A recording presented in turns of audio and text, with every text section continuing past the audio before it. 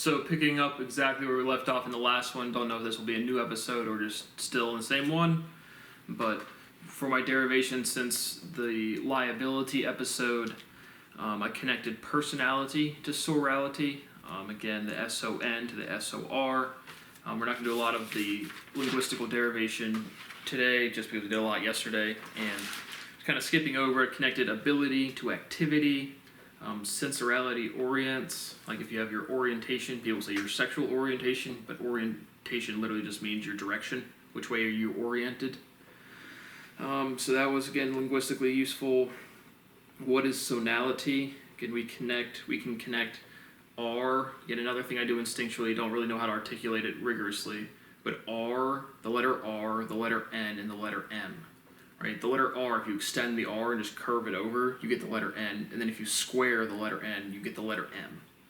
And so N to M is pretty easy to see, but R to N is also easy to see, but they're just geometric identities that I use instinctually, and I don't know how to articulate them in a meaningful way. But periodic and entropic, just talking about how something's going through a cycle, but because of geometry, you can't actually complete a cycle. Nothing's complete in that sense. In physical sense, nothing's closed is what I mean. But you can have complete proofs or complete localities. Meaning is semantic. The words, the letters represent sounds. Those sounds mean something physically. They indicate you to do something or an object or this or that. So we connected meaning to semantic. Muscularity to somatic. Right? If you say something is somatic, they'll say it's relating to the body, specifically not of the mind. But somatic is to muscularity, really means muscle, or to the muscle, or really even to meat almost. But what is muscle? But again, just connecting somatic and then separating somatic and semantic. Semantic meaning, somatic muscularity. But now getting to the physical definitions that I really wanted to play around with. How does sensorality fit into these things that we can't, again, the physical properties, whatever words we use, have been solidified for a long time or been, accumulating since, the 1700s, the 1600s. The intuitions have been accumulating the entirety of life. And so how does sensorality fit in with, again, whether work, energy, momentum were the right words in the beginning, those are the words that represent the physical properties. They're solidified, they're axiomatized in their definitions. And so rhythm synchronizes vibration. To start in synchronicity, to synchronize, to do in time. Timing is everything. To synchronize is to time. So rhythm synchronizes vibration. It makes things to move together in unison. Colors are vibrant. But what is a rhythm, right? We defined a vibration as a workless cycle. Because if you look at vibration right now, there is no definition. And it is clear physical property. It is clearly a physical property.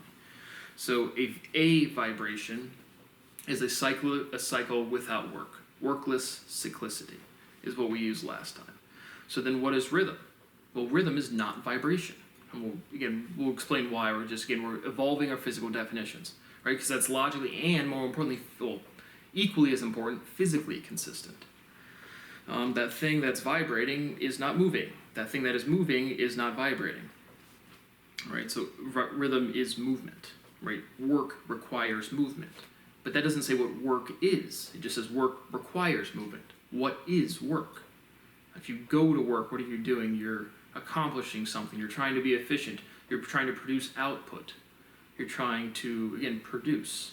So work is to production. Work produces. But again, vibration, a workless cyclicity or workless cycle. A rhythm is a not vibration. So then a rhythm would be a cycle with work done. And that would make sense. If you have movement, you have work. And to do work most efficiently, you have rhythm. Take any physical process right now today, do it as efficiently as you possibly can, you are going to form a rhythm fact. So rhythm has intimate relationships to work. Now energy, this is the one that's really interesting to me because we're not interesting, but they're all interesting, right? So another definition, what is light? Light is masslessness. You have mass, not mass. That is light. I hate the word light. I say that a bunch of times because, again, if it's paradoxical or if it's logical, or if something happens, if I'm using a different form or intuitively using a different thing, there's a physical tension that creates in my body. And so it's like, what that word light just gives me the creeps. But rhythm, not a vibration, or vibration, a workless cycle. That is our basis. Rhythm is not vibration. Rhythm requires work. Rhythm requires movement. Rhythm makes movement efficient. Energy. What is energy? Energy is the potential to do work. And so I just have work potential, right? If you have E equals MC squared, right, there's a lot more energy contained and stabilized within this notebook than, if you destabilize this notebook, it'd be like a quadrillion nuclear bombs or something. But you need a lot of energy to stabilize into mass. And so energy, when energy is converted into mass, it can do work. It can have momentum. And so the biggest thing, it's not possible for light to have momentum. Light is massless. Mass is not light. Light is not mass. Mass is momentum. Momentum is defined as mass times velocity. And so they will say light has momentum. It can't. That has to be our fundamental contradiction, paradox. Again, it's not a paradox, it's wrong. There's no way light has momentum. And there might be it might just be logical and linguistical, meaning the resolution. But when you say those two words, that light has momentum, no. But work requires movement. It doesn't tell us what work is. It just says it requires movement. Again, the operative word obviously being require. But energy, I just have as work potential. And so you'll say, Newtonian, because Newtonian mechanics versus Einstein versus Plato versus Socrates versus Carl Babbage versus whoever. None of these things are different to me. They're just different logics expressed at different times, but logic is independent of time, so it doesn't matter. But they'll differentiate potential, or Newton, or that era, potential versus kinetic energy. Something in motion has kinetic energy. Something in motion has momentum. Something moving is momentous. And so that's going on there. Right? Kinetic energy is represented holistically by momentum, and then potential energy. Right? That's where we are replacing with tension. You remove an object from equilibrium, it is tense at once, has a natural tendency to return to its stable equilibrium.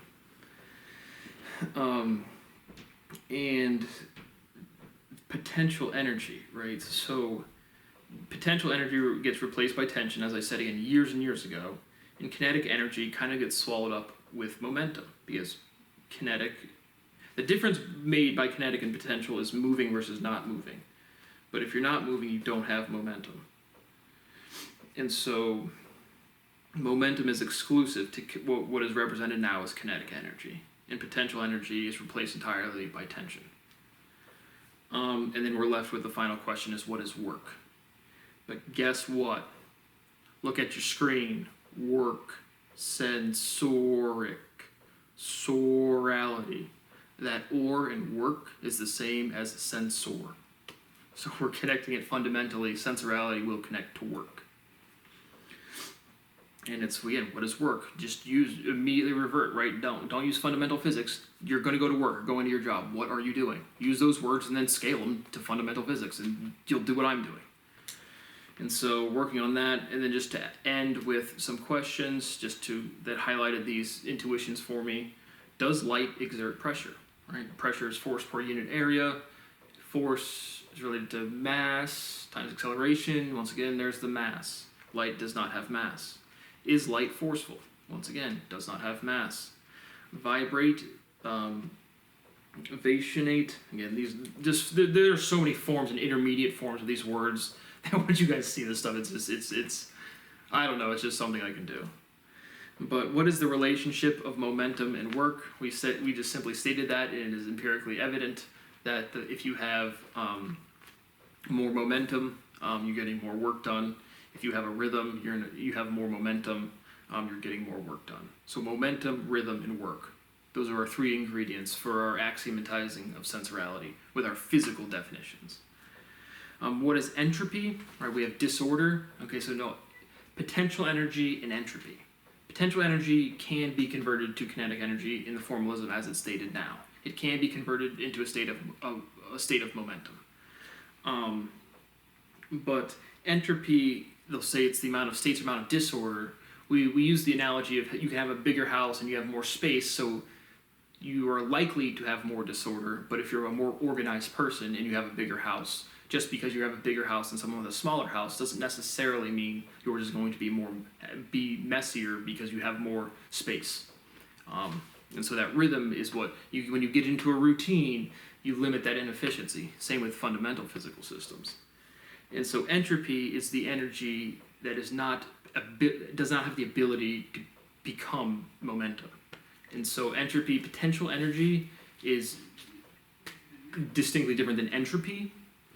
Entropy being if I smash two things together in a small, and the sound that is radiated out, I can't use that for anything. Maybe if I had like a sound collector right next to it, but the point is that sound can't be used to do work to cause something else to move.